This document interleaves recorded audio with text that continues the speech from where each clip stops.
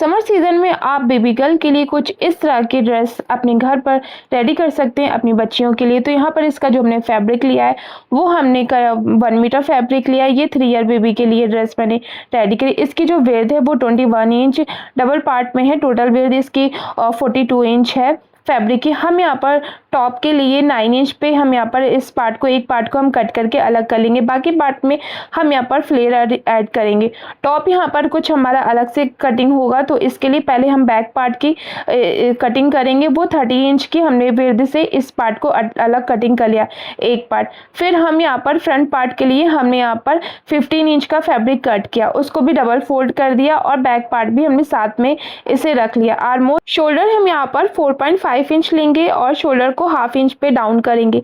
फिर आर्मोल्स भी हम यहाँ पर 4.5 इंच पे लेंगे और यहाँ पर हमें मार्क कर लेना है। फिर इस तरह से ये मार्क करेंगे और यहाँ पर हम आर्मोल्स की गुलाई दे देंगे।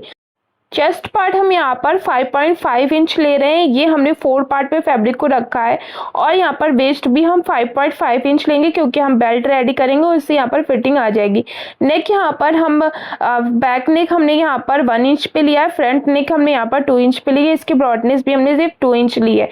अब हम इस पार्ट की यहाँ पर कटिंग कर लेंगे। जो भी एक्स्ट्रा फैब्रिक हो उसकी यहाँ पर हमें कटिंग करके इसे निकाल लेना है। अब जो हमने फैब्रिक निकाला था उसको हम यहाँ पर फ्लेयर के लिए ऐड करेंगे और फ्रॉक के यहाँ पर हमारा जो ओपन वाला फैब्रिक का पार्ट है उसको हम यहाँ पर फ्रंट वाले पार्ट के लिए ले लेंगे और यहाँ पर फ्रंट वाले पार्ट में से इस तरह से ज्वाइन करेंगे। लेंथ हम यहाँ पर इसमें रखेंगे 20 इंच की।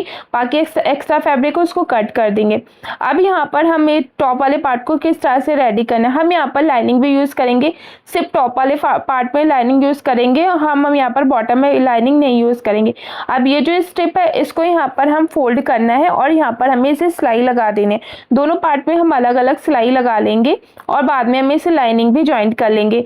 अब यहाँ पर जो बैक ये हमारा फ्लेयर वाला पार्ट है उसमें भी हमें इसी तरह से दोनों ओपन वाले पार्ट है दोनों साइड में हमें यहाँ पर सिलाई लगानी। इससे हमारी बटन स्ट्रिप रेडी हो जाएगी इस तरह से। और बैक वाले पार्ट को हम यहाँ पर लेंगे और फ्रंट वाले पार्ट को लेंगे। लाइनिंग वाले पार्ट में हमें इस तरह से इसको कटिंग कर लेना है। मैंने पहले कटिंग करके नहीं दिखाया तो मैं अब बता रही हूँ। इस तरह से इसे कटिंग कर लेना है। जो भी हमारा लाइनिंग आपको लगानी हो तो लगाइएगा। अगर स्किप करना चाहें तो आप लाइनिंग स्किप कर सकते हैं, ऐसे भी इसे रेडी कर सकते हैं। टॉप वाले की फ्रंट पार्ट में हमने लाइनिंग लगा ली। बैक वाले पार्ट के लिए भी हमने इस तरह से लाइनिंग लगाई और नेक वाले साथ पार्ट में हमने यहाँ पर सिलाई लगा के इसे फोल्ड कर लिया।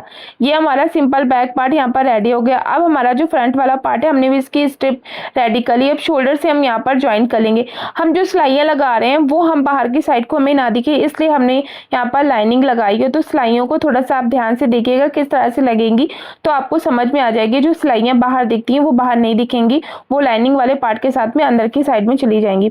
अब यहाँ पर जो हमारा आर्मोल्स वाला पार्ट है और तो इसको किस तरह से ज्वाइन करना है, यहाँ पर दोनों पार्ट को हमें इस तरह से पकड़ना है। आर्मोल्स वाले पार्ट में सिलाई इस तरह से लगानी है। हमारी जो लाइनिंग वाला पार्ट है वो हमारा और जो फैब्रिक का उल्टा वाला पार्ट है वो उस पार्ट में हम दोनों पार्ट में ज्वाइन करेंगे और यहाँ पर सिलाई लगा लेंगे और फिर इस तरह से यहाँ सिलाई लग जाएगी और फैब्रिक को हमें यहाँ पर सीधा कर लेना है। तो देखिए किस तरह से सीधा करना है। आप ध्यान से अगर देखेंगे तो आपको सिलाई भी लगाना बिल्कुल समझ में आ जाएगा। अगर आपको समझ में नहीं आया तो मुझे कमेंट करके पूछ लीजिएगा, मैं वहाँ पर आपको आंसर दे दूँगी। अगर वीडियो भी मेरा अगर आपको बताने का तरीका या वीडियो पसंद आए तो उसको लाइक भी कर दीजिएगा और मेरे चैनल पर अगर पहली बार विजिट कर रहे हैं तो इसको सब्सक्राइब भी कर दीजिएगा। यहाँ पर देखिए हमने दोनों आर्मोल्स इस तरह से ज्वाइन कर लिए और यहाँ पर सिलाई आप देख रहे हैं नहीं दिख रही, ना शोल्डर में सिलाई दिख रही है ना आर्मोल्स वाले पार्ट में दिख रही। अब इसी तरह से हम जो फिटिंग वाला पार्ट है उसमें भी सिलाई हमारी नहीं दिखेंगी। यहाँ पर हमने बेल्ट भी रेडी कर लिए।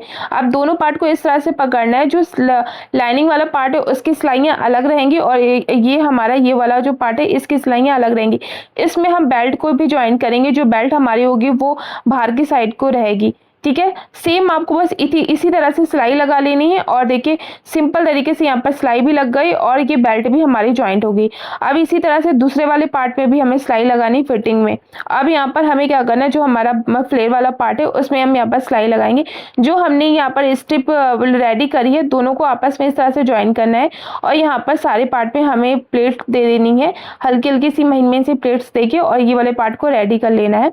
अब यहाँ पर हम दोनों पार्ट को इस तरह से आपस में ज्वाइन करेंगे। आप यहाँ पर काज बटन भी कर सकते हैं, नहीं तो आप नॉर्मल सिलाई लगाकर भी इसे फ्रंट वाले पार्ट को ज्वाइन कर देंगे। और यहाँ पर जो हमारी लेंथ ज़्यादा थी उसके भी हमने फोल्ड करके सिलाई लगा ली। अब दोनों पार्ट को हमें इस तरह से ज्वाइन करके यहाँ पर हमें बटन लगा देने अच्छे से, और इस तरह से हम यहाँ पर सिलाई लगाएंगे। बटन और काज दोनों करना है, अगर सिलाई लगाना चाहें तो लगा सकते हैं।